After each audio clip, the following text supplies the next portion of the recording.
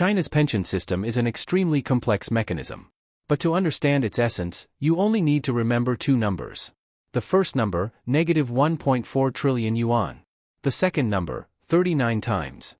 Negative 1.4 trillion yuan is the real, self-funded deficit of China's pension system in 2023, after excluding all government subsidies. Yes, you heard that right.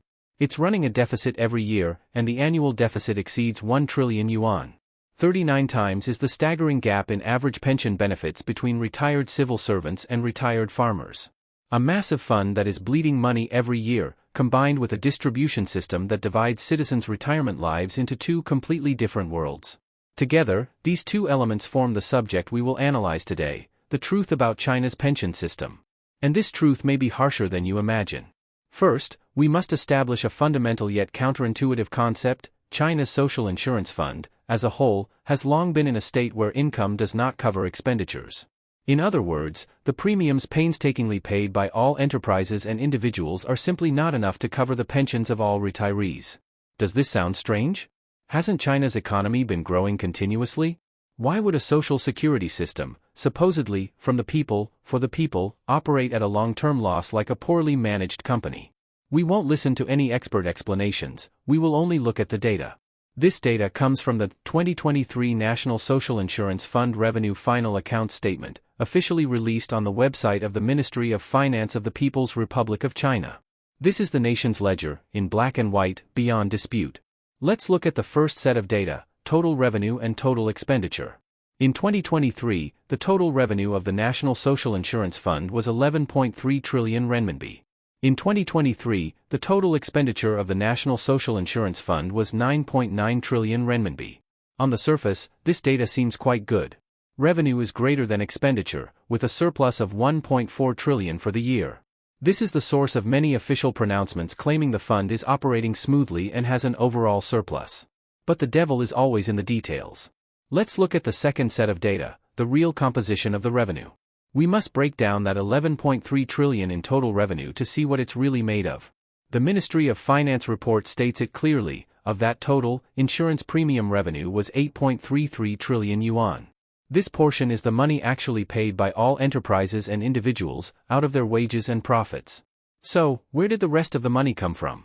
Did it appear out of thin air? No. The answer is, state fiscal subsidies, amounting to a staggering 2.4 trillion yuan. This is equivalent to 1.5 times China's national defense budget for 2023. It means that without the massive annual financial transfusions from the state, this pool of money would have long since dried up.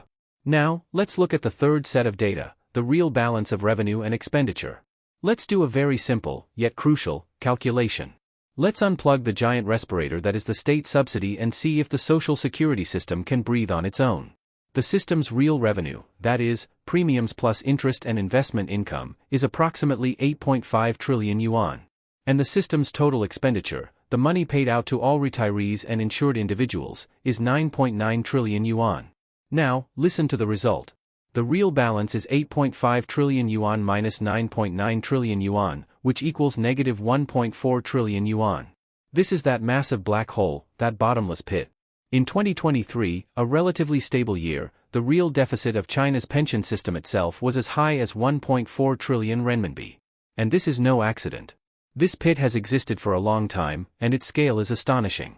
According to our calculations based on the Ministry of Finance's final account reports over the years, in 2021, it was 1.48 trillion, in 2022, 1.34 trillion, and in 2023, 1.4 trillion. You see, this deficit is consistently over 1 trillion yuan every year. This means the entire pension system in China is currently being kept alive by the giant respirator of state finances. If the power of this respirator weakens even slightly, the entire system will face the risk of collapse. Understanding this point, we grasp the first core issue of China's pension problem. It is a system that was flawed from birth, mismanaged in its development, and heavily reliant on external transfusions to survive. And because of this, two questions become critically important. First, where does the money come from? Why is the deficit so large? What will the government do to fill this hole? This is the fundamental reason behind the recent large-scale investigations into social security contributions by private enterprises and the continuous raising of contribution standards for ordinary people. Because even the landlord has no grain left, more funds must be drawn from society to power this respirator. Second, where does the money go? With over 2 trillion in fiscal subsidies and over 8 trillion in premium income each year, a total injection of over 11 trillion, why is it still not enough? How is this money actually distributed? This leads us to the second, and even more shocking, truth we will dissect today. If the total pension fund is a giant black hole, then how the cake within it is sliced is an even more profound tragedy. China's pension distribution is not a flat, universal system, but a rigid, hierarchical pyramid structure, heavily defined by one status. We will strictly use official data to dissect the 3 tiers of this pyramid. First, the pinnacle of the pyramid, the first tier, special protection for those within the system. At the pinnacle are China's civil servants and employees of public institutions. In the 2023 Annual Statistical Bulletin on the Development of Human Resources and Social Security, we can find the number of retired urban workers and the number of retired rural residents, but the number of retired personnel from within the system is hidden. However, I found the 2023 National Housing Provident Fund Annual Report, which states the number of contributing employees within the system is 48.35 million. If we estimate based on the ratio of contributing workers to retirees in the urban basic pension insurance, as per the 2023 Annual Statistical Bulletin, the number of retirees from within the system would be 48.35 million contributing employees within the system, multiplied by 141.96 million total retirees, divided by 379.25 million contributing urban workers. This gives us approximately 18.09 million people. Please remember this number, 18.09 million. This group, while accounting for less than 2% of the 1.4 billion total population, represents the absolute top of the pyramid. Their pensions come from a separate and specially treated fund, the Basic Pension Insurance Fund for government agencies and public institutions. How well funded is this fund? Let's look at the official data. According to the 2023 National Social Insurance Fund Budget Execution Report from the Ministry of Finance, in 2023, the expenditure from just this one fund, the Basic Pension Insurance Fund for government agencies and public institutions, was as high as 1.65 trillion renminbi. Let's do some simple arithmetic a grade schooler could do. We'll divide this total expenditure by the number of retirees in this group to see how much each person receives on average. Average annual pension per person equals 1.65 trillion yuan, divided by 18.09 million people, which is approximately 91,210 yuan. Let's convert that to a monthly amount. 91,210 yuan divided by 12 months is about 7,600 yuan per month. 7,600 yuan. That's a salary many young, working people in smaller Chinese cities can't even earn. But that's not all. This is only the money they receive from that exclusive fund. In addition to this fund, the state treasury also provides a variety of extra subsidies and benefits to these retired personnel from administrative and public institutions through another item called General Public Budget Expenditures. Let's look at the Ministry of Finance's 2023 National General Public Budget Expenditure Final Account Statement. Under the major category of pension expenditures for administrative and public institutions, besides the portion already counted in the fund, there are several additional items paid directly by the Treasury: 102.8 billion yuan for retired administrative unit personnel, 123.9 billion yuan for retired public institution personnel, and 45.7 billion yuan for other pension expenditures for administrative and public institutions. These 3 additional direct subsidies total 271.7 billion yuan. If we spread this extra subsidy across the more than 18 million retired cadres, each person gets an additional 15,000 yuan per year, or 1,250 yuan per month. So, adding the two together, this group's average monthly pension is 8,800 yuan. Let me repeat, the average monthly pension for a retiree from within the system is 8,800 yuan. Please remember this number, as it is the baseline for our upcoming comparisons. Next, the middle tier of the pyramid, the second tier, the average for urban workers. In the middle of the pyramid are urban enterprise employees. According to the 2023 bulletin from the Ministry of Human Resources and Social Security, by the end of the year, there were 140 million retirees participating in the basic pension insurance for urban workers. Their pensions come from the Basic Pension Insurance Fund for urban workers. According to the ministry's bulletin, the total expenditure of this fund in 2023 was 4.7 trillion renminbi. Let's calculate the average retirement benefit for this group. Average annual pension is 4.7 trillion yuan divided by 140 million people, which is about 33,571 yuan. Let's convert that to a monthly amount. 33,571 yuan divided by 12 months is about 2,797 yuan per month. Now we can make our first comparison. The 8,800 yuan average pension for system retirees is 3.14 times the 2,797 yuan for retired enterprise employees. Finally, the bottom of the pyramid, the third tier, the symbolic security for farmers. Now, let's turn our attention to the bottom of this pyramid. Here, we find China's farmers. According to the 2023 bulletin from the Ministry of Human Resources and Social Security, 170 million people nationwide are receiving pension benefits from the Urban and Rural Residents Pension Insurance. Their pensions come from the Basic Pension Insurance Fund for Urban and Rural Residents. According to the Ministry of Finance's 2023 report, the total expenditure of this fund for the year was 446.9 billion renminbi. Now, let's hold our breath and calculate the old age support for these 170 million elderly people. Average annual pension is 460.7 billion yuan divided by 172 million people, which is approximately 2,678 yuan. Let's convert that to a monthly amount. 2,678 yuan divided by 12 months is about 223 yuan per month. 223 yuan. Now we can make the second, and most shocking, comparison. The 8,800 yuan average pension for system retirees is 39.46 times the 223 yuan for farmers. We'll round it to an integer, 39 times.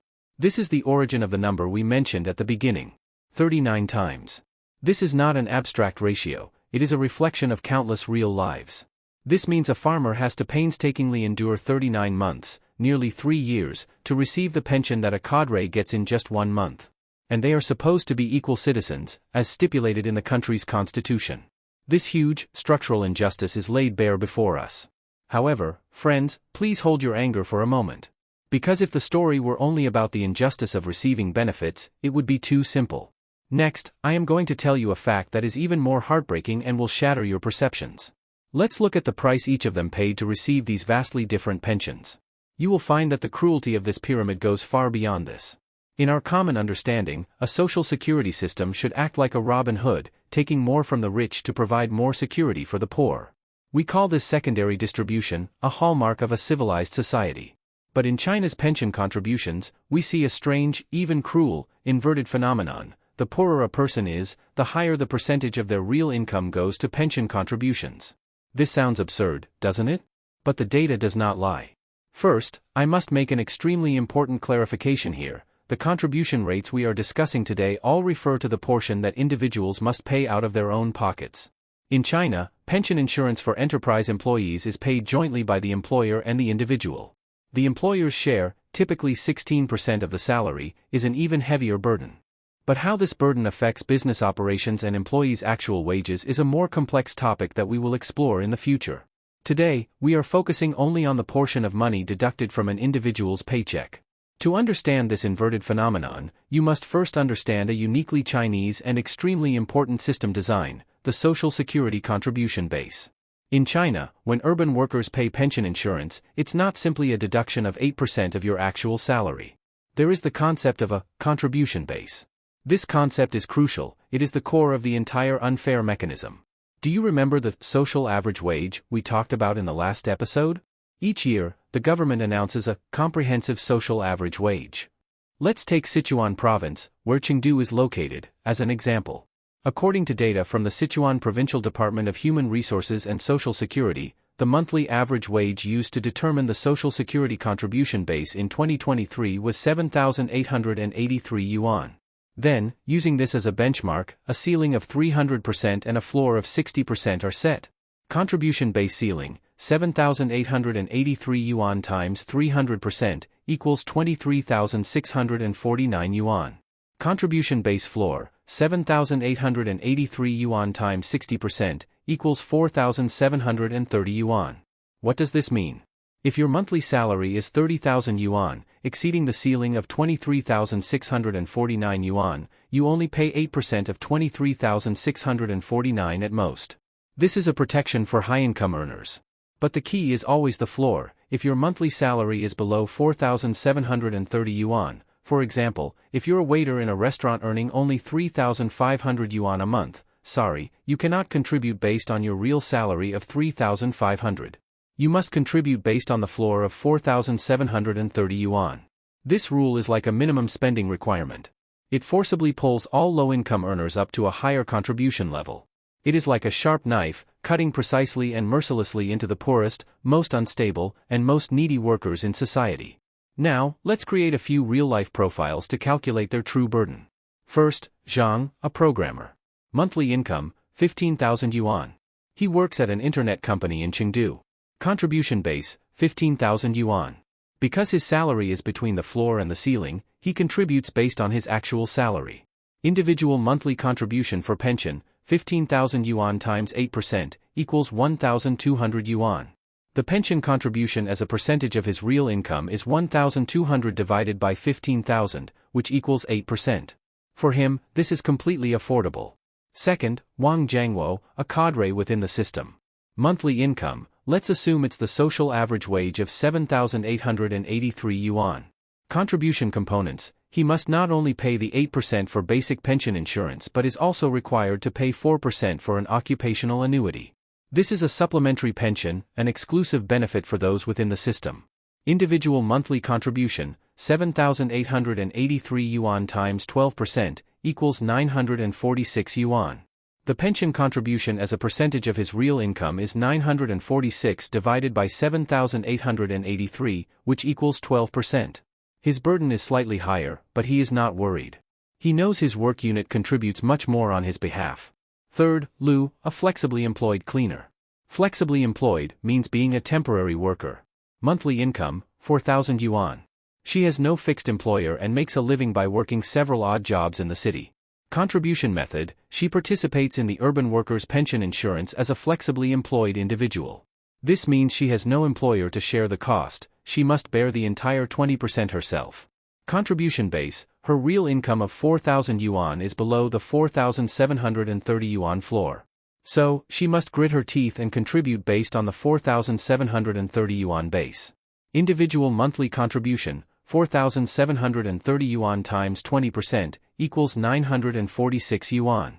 The pension contribution as a percentage of her real income is 946 yuan divided by 4,000 yuan, which is approximately 23.7%. If she earns 3,000 yuan a month, it would be 30%. Do you see it now? This is the cruelest part of this system. The white-collar worker earning 15,000 a month gives up 8% of his income. But this cleaner, earning 4,000 a month, must give up nearly a quarter of her hard-earned money to meet a threshold she can't even reach. For every 100 yuan she earns, nearly 24 yuan are taken away by this system, no questions asked.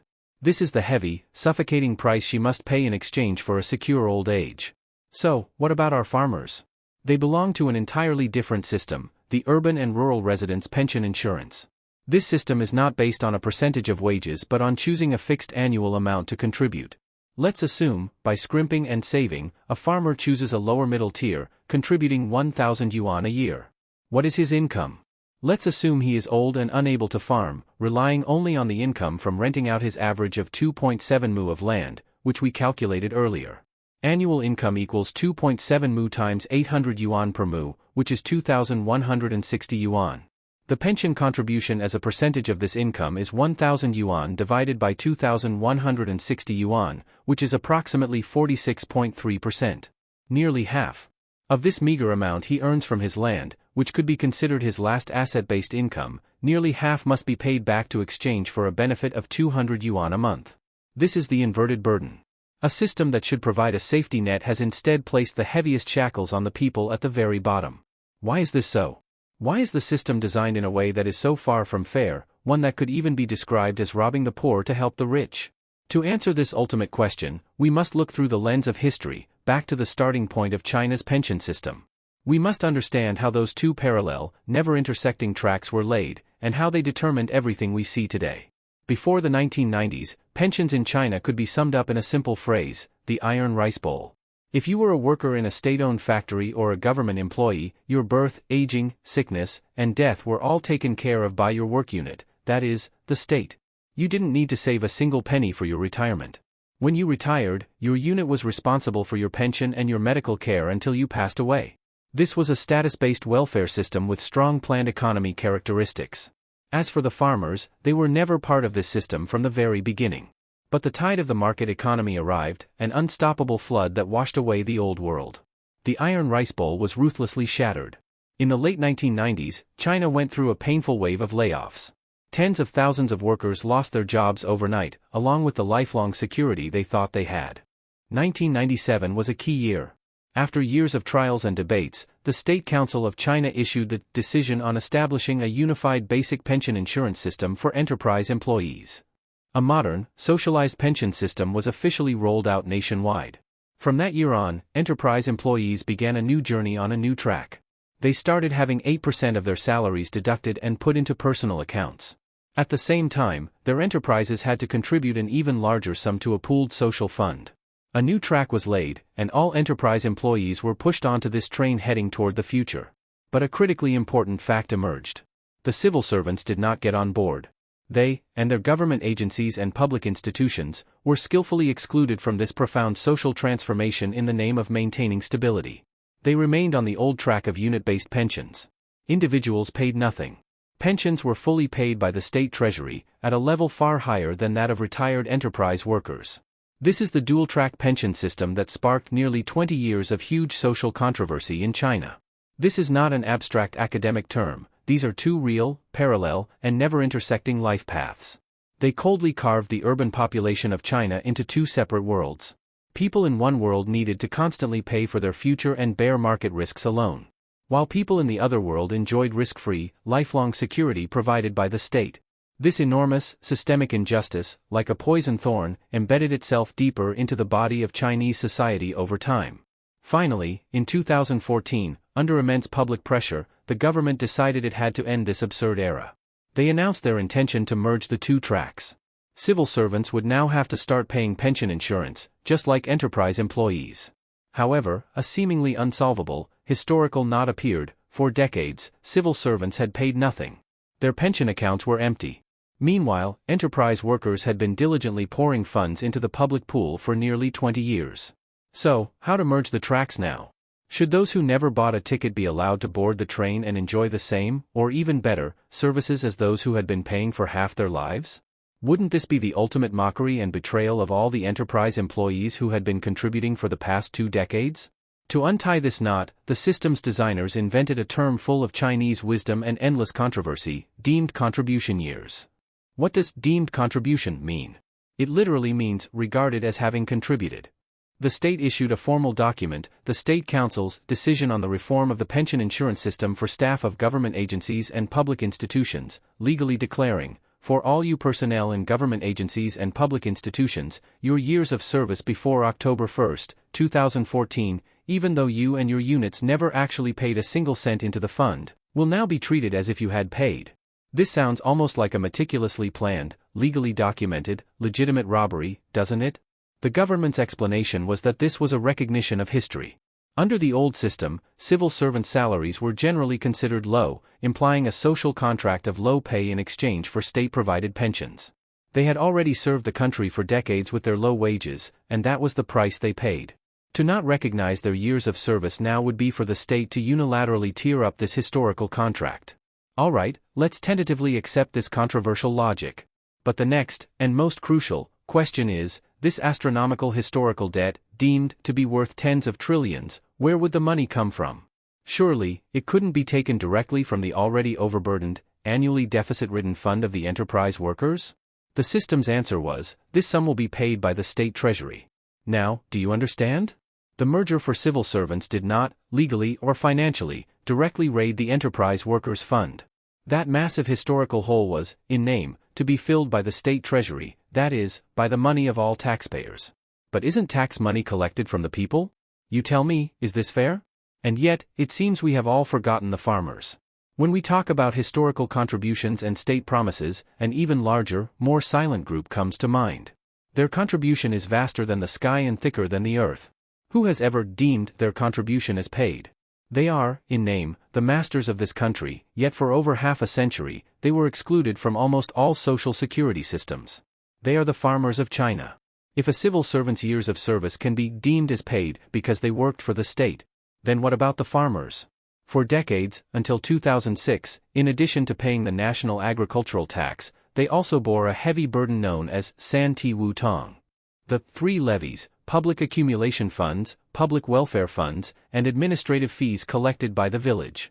The 5 unified collections, education fees, family planning fees, veteran support fees, militia training fees, and rural road construction fees collected at the township level.